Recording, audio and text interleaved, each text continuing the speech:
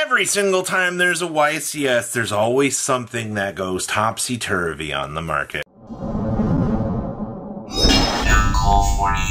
Make sure you guys smash the crap out of that subscribe button so you guys don't miss out on more awesome content. Lullaby of Obedience. You know, is it really a telltale sign that a format is degenerate out here when we see Lullaby of Obedience actually showing up in the meta? Because that's what I've been reading from people today. Like, you know, the format's in really bad shape when Lullaby of Obedience is relevant. I mean, okay, so pay 2,000 to declare a monster card name.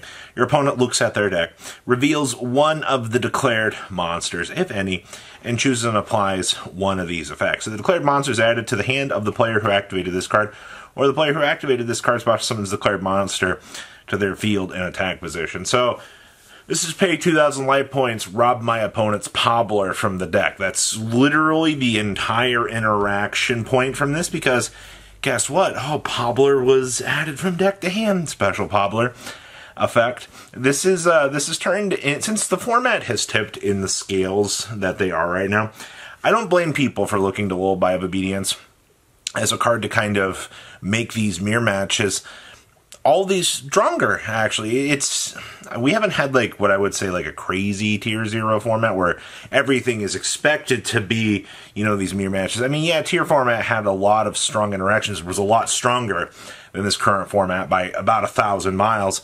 But if every deck is playing this Snake Eyes engine, then yes, you're going to look to something like this just to have the possibility to go, oh, okay. And also card prices for this.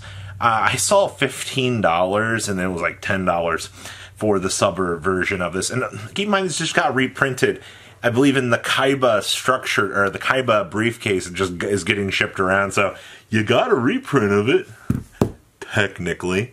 Alright, so I don't know what else to say about this. I think that this is particularly wild to see that this has reached this price point. Next up is Deck Lockdown. Now, you should be no strangers to Deck Lockdown at this point, because we've talked a lot about Deck Lockdown throughout, honestly, the last couple.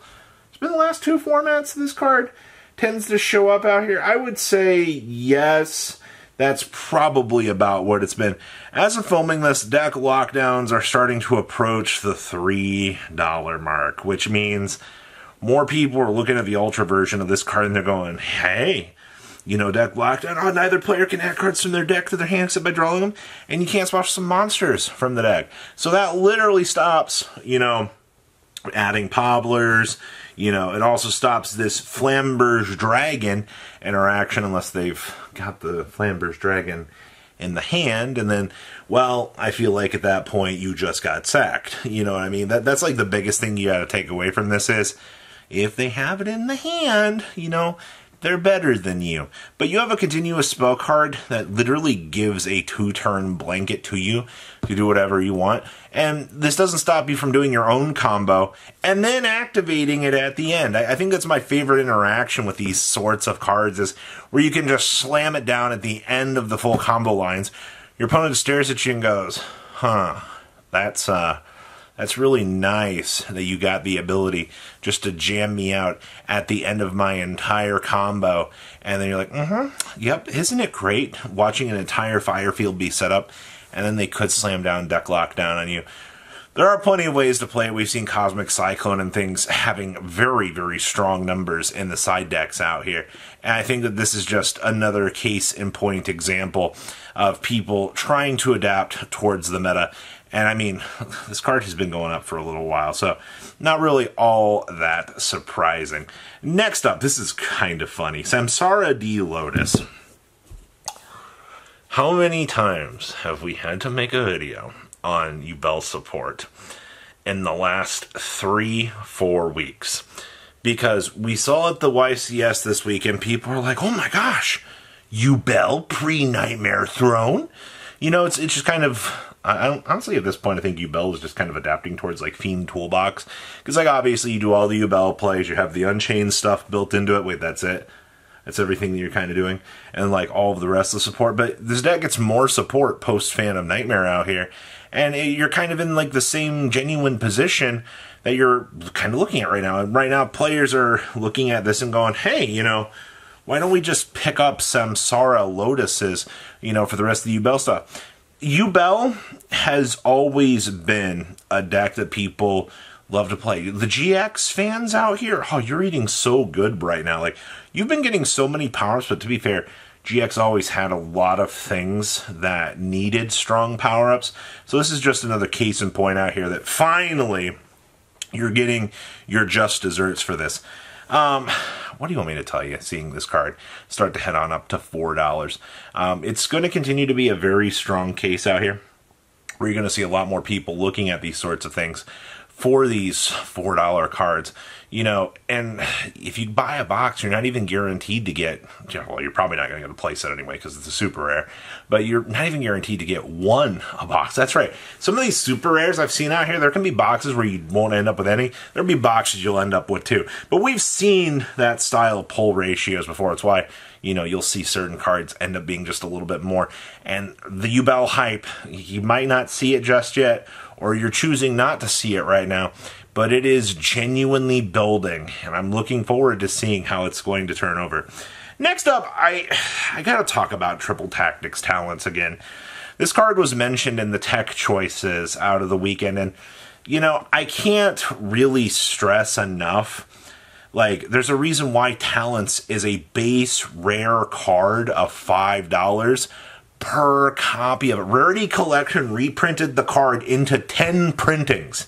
All right, there are 10 copies of this. Actually, there might be more at this point actually available out there for Talents. Maybe there's 11, but the point of the story is, at its rarest point, where it was so available, that version of the card is still going to cost you $5 to be able to play.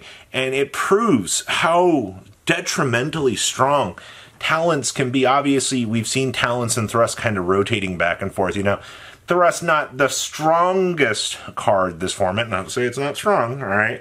It's just Talents is infinitely better in terms of the value you're getting off of it. Like, that's just how it is right now, man.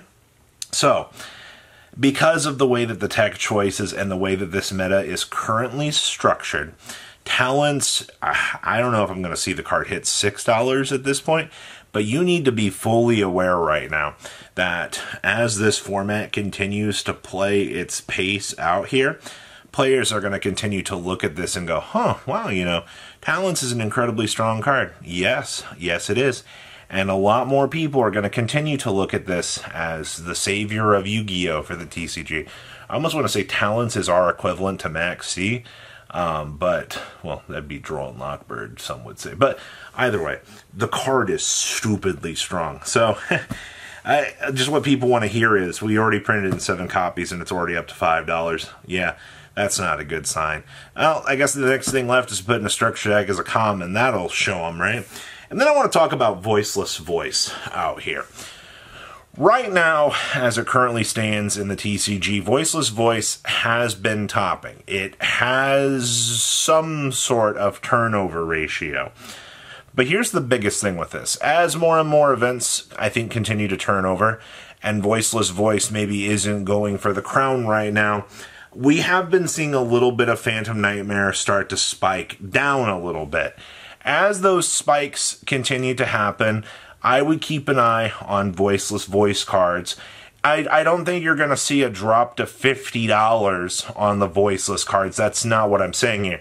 I'm saying if you start to see a couple dollars be shaved off of these things as the meta progressively moves and you've been holding out, I think that's going to be about the best you're going to get out here, wanting to pick up Voiceless Voice stuff. The cheaper opportunities that tend to show themselves are usually going to be the better ones. Not to say that, you know, once the next set ends up hitting out here, which is Legacy, that you won't see a huge shift, because you will. You will see things jump around pretty quickly on that side of the market. Just one support card is going to make things go crazy. So, keep an eye on this. That's why I wanted to mention it here, because you never know what's going to end up happening in Yu-Gi-Oh! Yeah, that's the truth, though. Like, this game goes topsy-turvy, lefty-righties so quickly. Like, it's actually insane just to see the rapid movement and shifts in this game. Well, that's your YCS. Well, can't believe this card went up in value. You guys have a good rest of your day, all right? Patrons! Thank you!